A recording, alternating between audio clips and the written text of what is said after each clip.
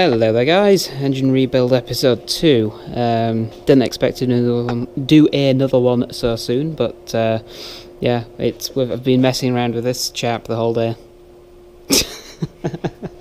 And we've sort of just come back to the unit, and it's 6:15, so yeah, we're just going to do a couple of bits on that before he buggers off home. So yeah, I wanted to get some work done on that today, but never mind, work on something mini related is always acceptable. Are you taking things off? You're taking things off. So we're going to drain the oil out, maybe take the head off. Yeah, whatever we feel like really. So let's get on with that.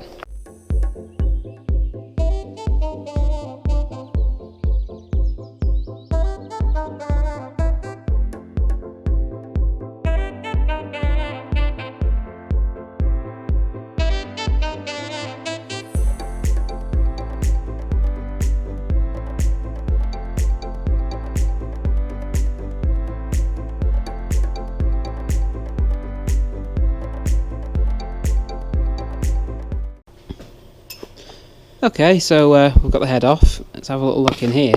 I don't know if you guys can see it all. You probably can't, but you can actually still see honing marks in this block. So it's not worn much at all, really.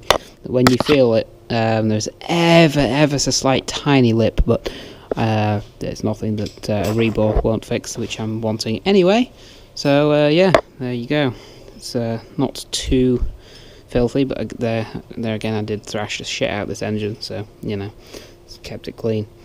So yeah, I'm not sure what we're doing next, but we'll take out these studs hopefully, and then go from there.